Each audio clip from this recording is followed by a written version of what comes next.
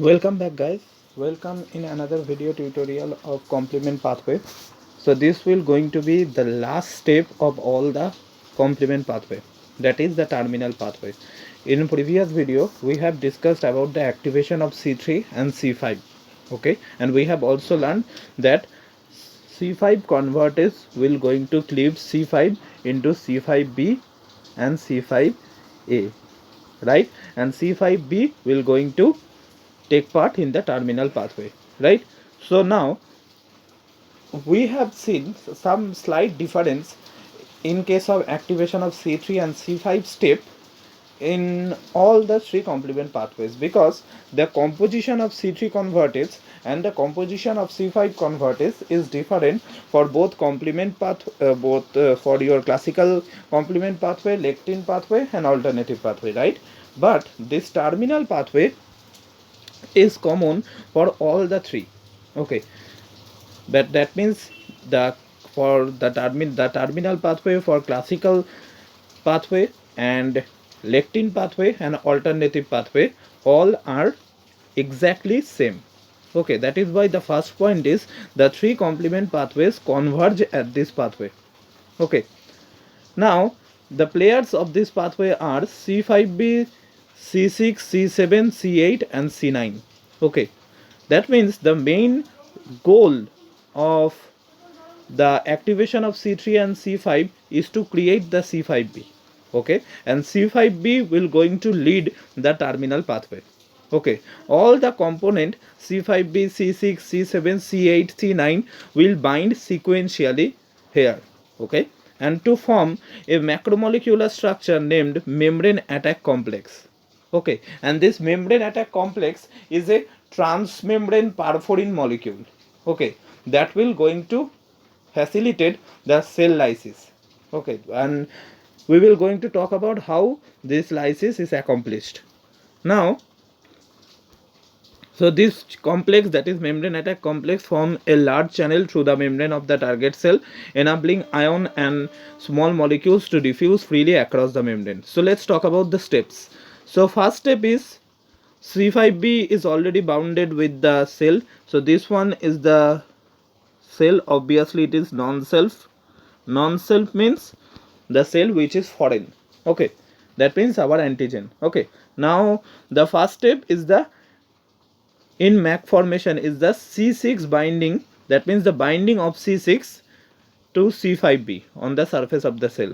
Okay, and then now if you can zoom this picture, you can see that C6 is not inserting itself into the outer membrane, right? But C7 will going to insert itself into the outer membrane. As you can see, it inserts itself. Okay, and that is also important MCQ, that which component will going to insert into the outer membrane of the foreign cell. So your answer should be C7. Okay, and C8 will going to penetrate deeper into the cell membrane in the step 3. Okay, so in first step, this is the binding of C6 to the C5b present on the cell surface. Then step 2 is the binding of C7. Although C7 will going to penetrate the outer membrane of the cell, and C8 will going to penetrate deeper into the cell membrane. Okay, now in the final step, first of all, a molecule named C9 will bind with the C8. Okay, and it is a perforin like molecule. Okay, and here for C9, C5b, C6, 7, 8, that is will going to act as a receptor. Okay, that means C5b, 6, 7, 8 will going to act as a receptor for C9. Okay, and once C9 will bind, this C9 will facilitate the binding of other other C9 molecules. Okay, and in binding of other C9 molecule, the first C9 will going to play the role of a receptor. Okay, and facilitates the formation of poly C9, which is a transmembrane channel. Okay, this transmembrane channel, as I have written here, right? So again, first of all, C6 will bind with the C5b, then C7 will bind. C7 also going to insert itself into the outer membrane, and C8 will going to penetrate deeper into the cell membrane. Okay, then first C9 molecule will bind with the C5b678. Here C5b678 plays the role of a receptor. Okay, now once C9 is binded, this bounded C9 will act as a receptor for other C9 molecules, okay, and facilitates the formation of poly C9, which is a transmembrane channel, okay. And this transmembrane channel, or due to the presence of this transmembrane channel, the cell membrane becomes permeable for various macromolecules, okay. In reality, cell membrane is semi permeable. It allows the entry and release of various macromolecules depending upon the need of the cell, okay. But when polyC9 insert itself into the cell membrane, it becomes permeable, and as a result, a huge amount of water starts to enter inside the cell, and a huge amount of all the important ions will going to removed from the cell, and as a result, the cell swells and facilitates the lysis of the cell, okay. That means a kind of osmotic imbalance is created due to the presence of this polyC9, okay.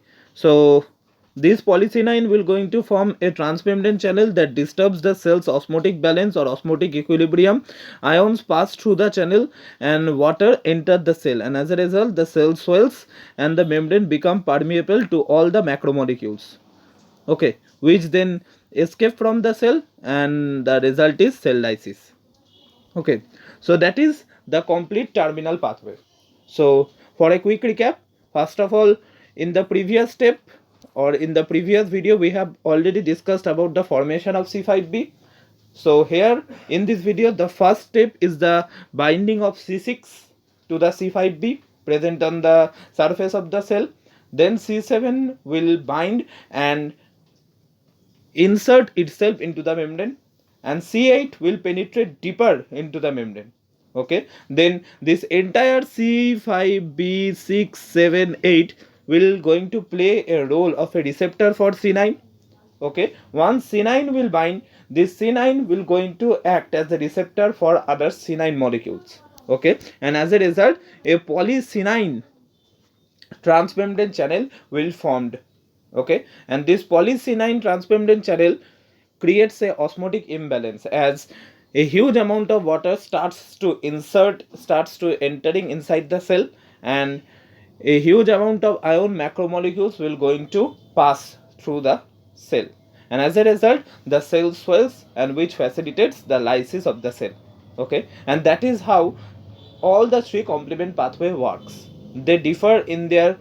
formation of C3 convertase, they differ in their formation of C5b convertase, C5 convertase, but once C5b is formed, the rest of the step is exactly same for all the three pathways, okay. So that is the ending of the three complement pathways. Now we have just two videos left. One is the regulation of the complement pathway, because you know what, after the lysis of the cell, this C5b6 7 8 can, although here not 8 present, sorry for that, so this C5b6 7 can removed from the disease cell, and now it is obvious, and now this released C5b6 7 can act with other cell, okay. And if it is by chancely a self cell, that can create a problem, okay. And remember, when our immune system misfunctions, we call it as autoimmune disease, okay. So I will going to take class on autoimmune disease also, when we will going to discuss about those chapters. So it is important for our immune system to also create some important components that will regulate its own machinery, right? So we will going to talk about those components in the next video. So till then, stay tuned and take care.